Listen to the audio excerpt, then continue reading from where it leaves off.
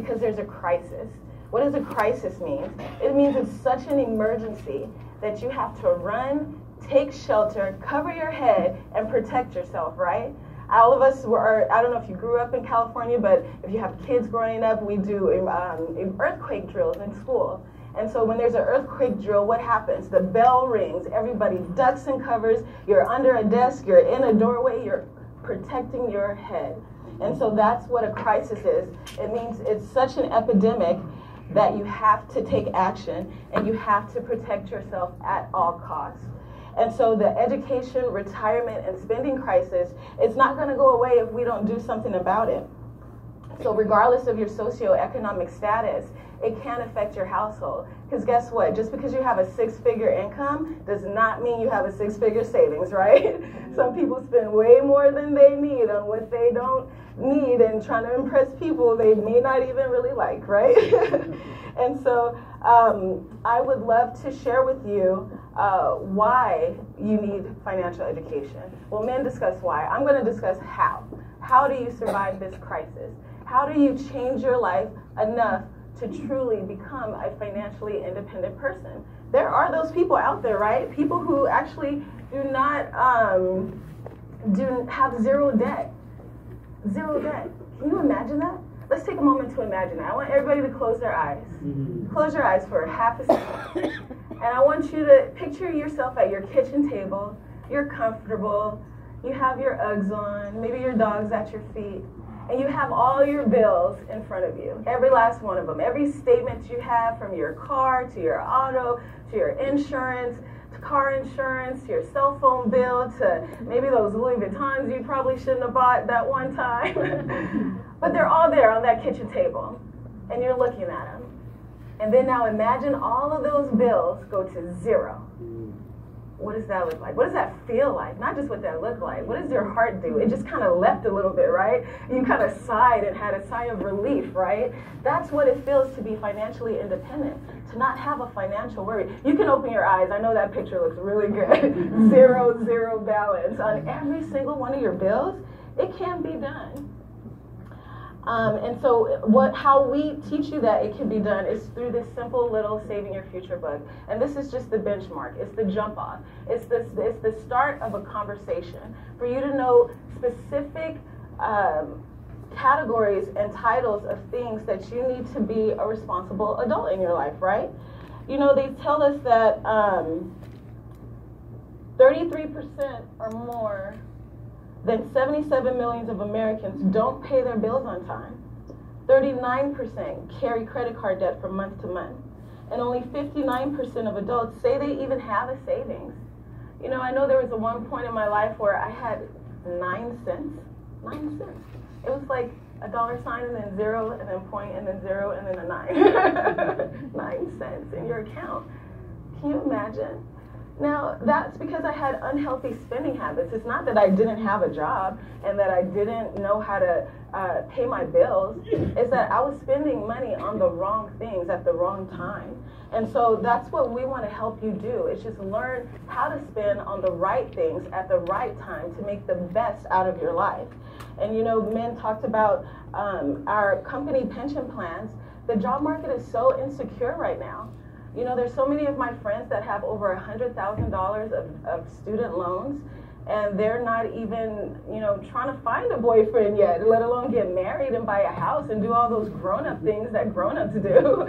You don't have time for that because you kind of still feel like you're in school, just worrying about that bill. And so what we like to help our members do is make money, save money, grow your money, and protect your money. And how do you do that? You have to build a financial foundation. I'm so honored to be a part of this company because I've brought my family into it. We are learning together. We have been poor together. Now I'm trying to have a whole nother life together. And I'm going to put my mom on the spot and give her a little pop quiz because we're trying to have our financial foundation be strong. And that means that we got to know this book like the back of our hand. And Mama, I want to ask you, if you were to have a perfect financial foundation, how much protection should you have? $1 million. How much debt should you have? Zero debt. How much of an emergency fund should you have? $10,000. And how much investment should you have? So your investment needs to match your protection, right? Hey, we are learning together, okay? And as we're learning together, we're understanding how money works. And I want to ask you guys a question. Raise your hand if you went to school. Raise your hand if you went to elementary school, middle school, high school, a little bit of college, a lot of bit of college. Okay, well, put your hands down. Now, out of all of that college, I had only a little bit of college. I went to Cal State Long Beach. I graduated with corporate training and development and a minor in marketing. But out of all of my years of being a student, not one teacher had me study and memorize on a test a wealth formula.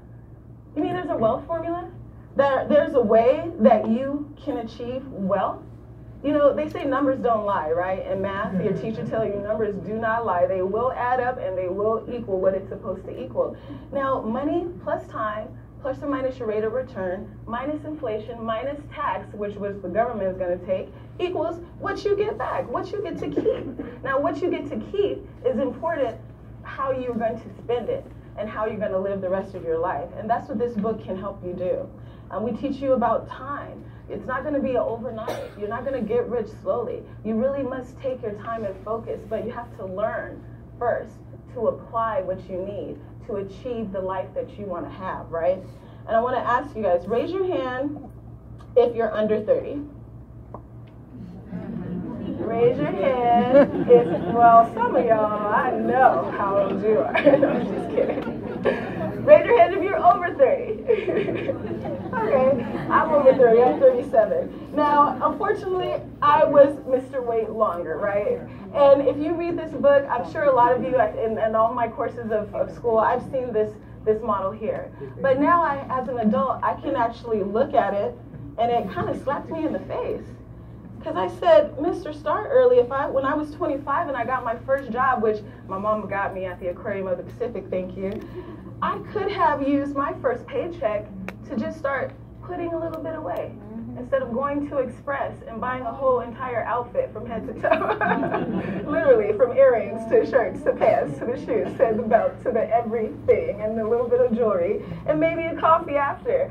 I could have maybe just got a shirt, maybe just the coffee, or maybe not at all. Maybe I could have had the discipline to actually save my money so that by the time I was 48 years old, I would be contributing a lot less to get almost the same amount as someone older than me.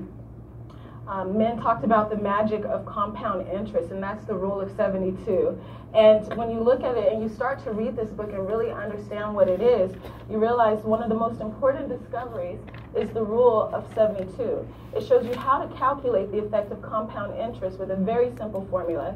Take 72 and divide it by the rate of return. The answer is the number of years it takes you to double your money. Wait, double your money? Now, all the math teachers that I've had, they have never told me I could double my money. They just told me, hey, I passed this test and I go work for somebody who's going to give me some money, right? But I need to double that money that I get. So how do you do that? What is the rate of return? You got to ask yourself. That means you got to be an inquisitive learner, right? And you realize, oh, I read rate of return somewhere else. Where did I read that? In the wealth formula, right? And so if you want wealth, you have to understand what is your rate of return. How do you double your money? What is it going to take for you to get a real rate of return? How do you understand inflation and taxes enough so that you're making enough money to cover those expenses? We need to understand these things so that we can be the responsible adults that we all dream to be, right? At 37, I still want to grow up. And I haven't grown up now, because I didn't know that about tax now and tax later and tax advantage. I didn't know where I was supposed to put my money, because all I did was that one. Out of all of these, checking. That's all of us have. I learned at a training today, one bank has 0.01% interest. What is that? That's more than the fee that it costs, that they charge you every month. It's not worth it to put your money there, but you have to have your money there at some point, because you need what? An emergency fund, right? So it's about where you put your money and how it's going to best suit your life at the time that you're living. And when we think about at the time that we're living, we think about the X-curve concept, and we can learn about that in this Saving Your Future book. And it talks about building wealth with responsibility. Where are you in the time that you're using your money? When you were first off into the job market and you got that first paycheck and you had a little bit more that you could risk because you're younger and healthier, right? And as you get older, you start to accumulate all of these assets and kids and all these responsibilities that you need to start making sure that you're protected. But how do you make sure you're protected through this whole curve? You know, when I first saw this, I thought it was hieroglyphics. All these shooting arrows going up and down. I'm like, what is this going on? And you know, my eyes just kind of crossed, and I put the book down. But then I started to read it again, and then again.